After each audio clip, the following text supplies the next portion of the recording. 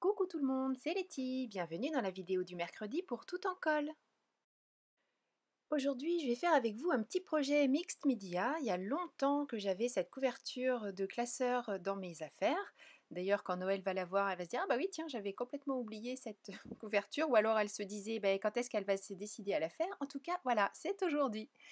Je commence par étaler de la pâte à craqueler de chez Stamperia.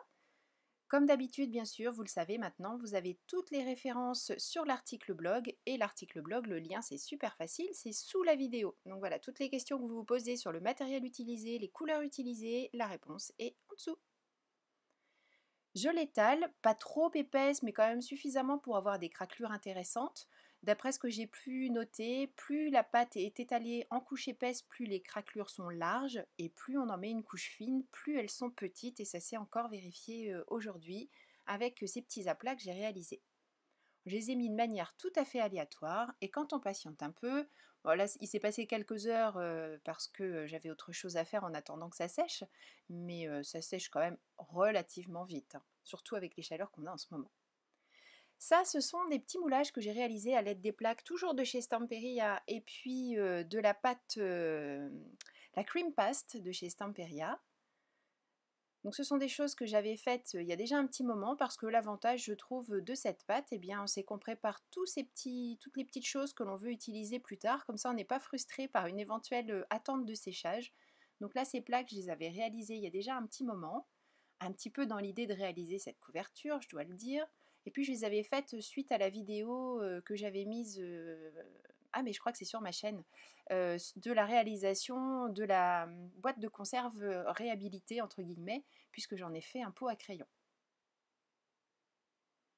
Donc je découpe avec les ciseaux tout simplement parce que comme là ça n'est qu'un extrait de la plaque que j'avais réalisée, je voulais enlever un petit peu tout ce qui traîne autour, chose que je ne vais pas vraiment faire par contre pour l'autre, là la grande que l'on voit, puisque j'aime bien aussi le fait que ça soit moins abrupt sur le côté, et puis de laisser un petit peu cet effet d'épaisseur aussi, ça peut être intéressant. Alors cette pâte, elle se tient bien, mais elle se déchire quand même entre guillemets facilement. Si vous tirez dessus volontairement, vous allez réussir à la défaire. Après, ça n'est pas fragile non plus. On peut utiliser la cream paste aussi pour coller directement sur son support. Moi, j'en ai plus, donc je n'ai pas pu faire comme ça. J'ai vraiment tout utilisé dans mes moules. Mais bien sûr, c'est un élément que je vais racheter parce que je la trouve vraiment, vraiment très agréable à travailler, très facile à mettre en couleur. Donc bien sûr, c'est un élément qui va revenir dans la scrap room. J'en ai collé bien sûr aussi sur l'autre partie de ma couverture. C'est pour ça que j'ai utilisé, là, comme vous le voyez, le reste de ce que j'ai coupé à droite. Et j'ai mis un tout petit élément restant de ma découpe du papillon qui est en haut pour faire un rappel en bas à gauche sur l'autre moitié de couverture. Bon, les deux fonctionnent bien ensemble, mais bien sûr, on ne va pas les voir toutes les deux en même temps après dans l'utilisation du classeur. Mais voilà, je tenais au moins à ce que les deux couvertures soient cohérentes l'une avec l'autre. Une fois que ma colle est sèche, je passe à la peinture. Alors là, je fais juste de grands passages de pinceau en fait. Il n'y a pas vraiment de précautions particulières à prendre, si ce n'est avec les pinceaux, essayer d'aller au creux des petites formes d'émoulage. Par endroits, il est resté des petits endroits blancs, ça ne me dérange pas, ça fait partie aussi du jeu. Après, à vous de voir si ça vous embête, si vous souhaitez vraiment tout faire disparaître, ou si vous pouvez en laisser. La précaution quand même que j'ai prise, c'est au niveau des charnières, j'ai mis de la couleur, mais je n'ai pas insisté. J'ai fait en sorte de bien étaler pour pas qu'il reste des pâtés, tout simplement pour que cette charnière garde toute sa souplesse et que ça puisse s'ouvrir et se fermer sans difficulté.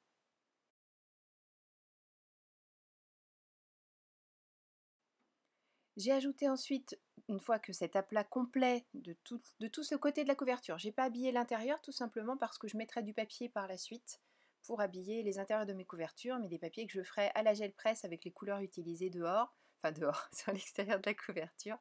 Donc voilà, c'est pour ça que là je vous montre que ça, mais l'intérieur, voilà, ce sera du papier réalisé à la gel presse. Donc je fais des petits mouchetis de peinture dans d'autres couleurs. J'essaie de donner un petit peu de vie entre guillemets à cette couverture. Alors c'est pas forcément exactement ce que j'aurais souhaité, mais bon, je trouve que le résultat au final est pas trop mal. Je suis plutôt contente. En plus, ça n'est pas figé. Je veux dire, si je trouve un élément à rajouter, et d'ailleurs j'ai déjà eu une autre idée d'élément à rajouter, je vous en parlerai un petit peu plus tard dans la vidéo. Bien, je ne m'en priverai pas. C'est l'avantage de ce genre de projet mixed media, c'est qu'on peut le faire évoluer et rajouter des choses. En enlever, c'est plus compliqué, mais on peut masquer certaines choses. Par exemple, là, si mes petites taches de peinture ne me plaisent vraiment pas, ben, je remets du bleu sur toute la couverture. Et puis on n'en parle plus, on repart d'une page, alors pas d'une page blanche, mais enfin, vous voyez ce que je veux dire. Pour donner un côté vintage à ma réalisation, j'utilise cette fois-ci de la couleur marron. J'ai utilisé d'abord un marron un petit peu caramel et puis ensuite un marron un peu plus chocolat. Et avec ces couleurs, là, on voit bien les craquelures ressortir. J'ai changé de pinceau, je n'ai plus un pinceau souple, j'ai un pinceau avec des poils un peu durs qui en a déjà vu beaucoup. On va se rapprocher, voilà, et là vous voyez mieux les craquelures. Et j'ai encore changé d'outil cette fois-ci avec le marron plus foncé puisque j'utilise une petite mousse montée sur un petit bâton, c'est bien pratique, ça se nettoie très bien, donc ça se réutilise très facilement. C'était pour avoir un outil qui me donne une forme différente sur ma couverture de classeur et pouvoir faire éventuellement des effets d'essuyer. Alors là, j'enlève un petit peu de couleur parce que quand même, on voyait trop la forme de l'outil et ça ne me plaisait pas. Donc avant que ce ne soit sec, un petit coup d'eau et puis le chiffon. Donc la peinture reste, mais ces coups ronds, comme on pourrait les avoir d'ailleurs quelquefois avec les distress et puis les petites mousses, ça ne me plaisait vraiment pas et j'ai réussi à les atténuer de cette manière.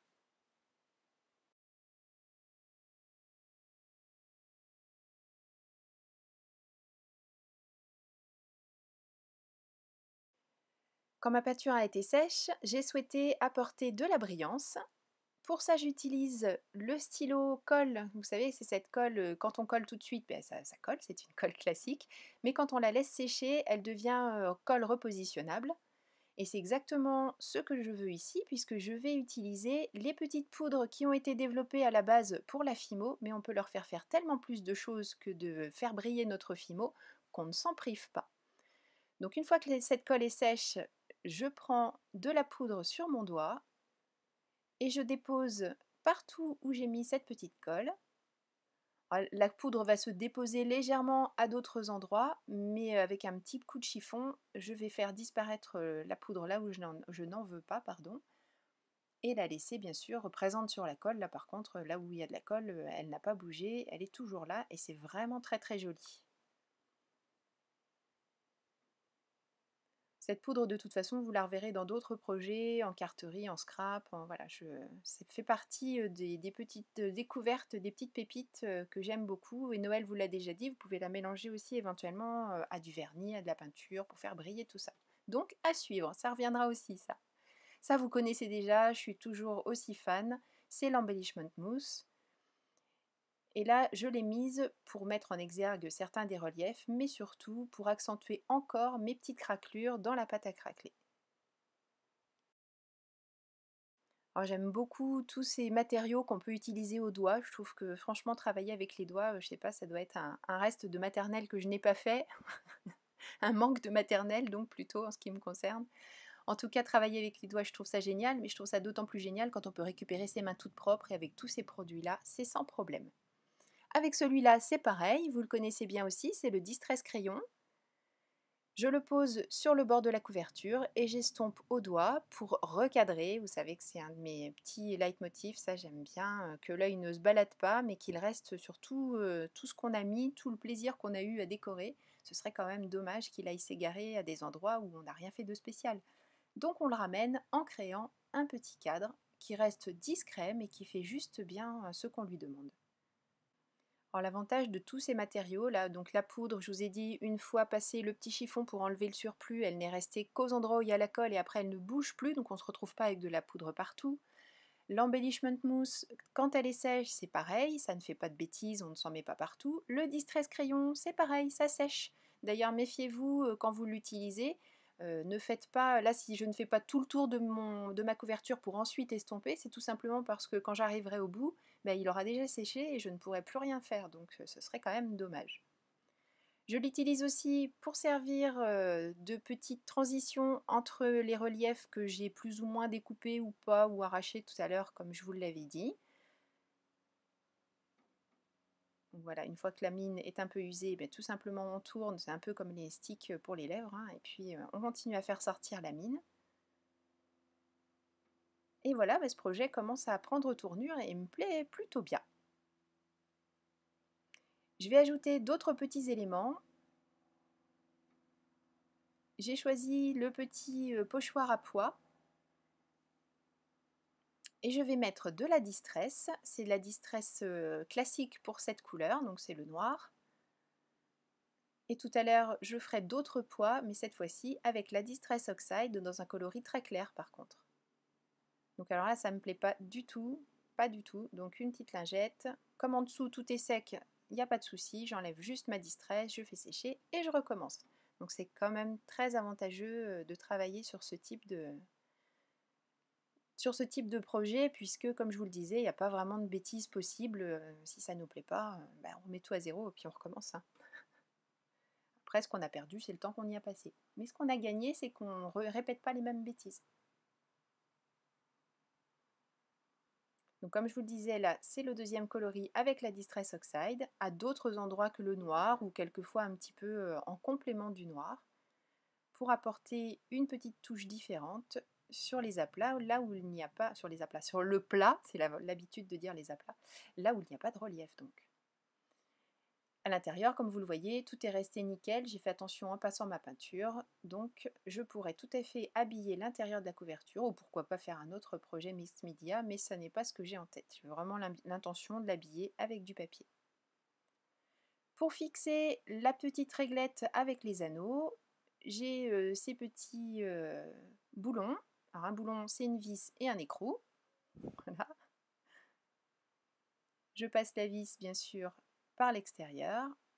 Je pose la réglette avec les anneaux et je serre. Donc là, pour la caméra, j'ai juste serré au doigt, mais c'est peut-être pas mal de rajouter un petit tour de clé avec nos petites boîtes à outils. Et mon classeur, je n'ai plus qu'à m'en servir, c'est quand même pas mal. Ça a été relativement vite fait. Bon, il y a les temps de séchage, il y a tout ça, mais je suis très très contente de ce projet. Je vous avoue que je ne sais pas encore vraiment ce que je vais mettre dedans parce que en fait j'ai plein d'idées. Donc peut-être que je vais être obligée de refaire des classeurs tout simplement. Mais ça c'est pas vraiment un problème. Bon, d'autant plus que j'ai pas utilisé tout ce que je voulais comme je vous le disais tout à l'heure. Et j'aimerais bien rajouter des micro-billes. Et moi qui ne suis pas très fleur, des petites fleurs mais noyées dans la masse dans les mêmes couleurs que ce que j'ai mis là. Voilà. Merci beaucoup d'avoir suivi cette vidéo. Je vous donne rendez-vous la semaine prochaine pour un nouveau projet pour tout en colle. Et bien sûr, d'ici là, prenez bien soin de vous, créez, partagez autour de vous. Et à bientôt. Bye bye.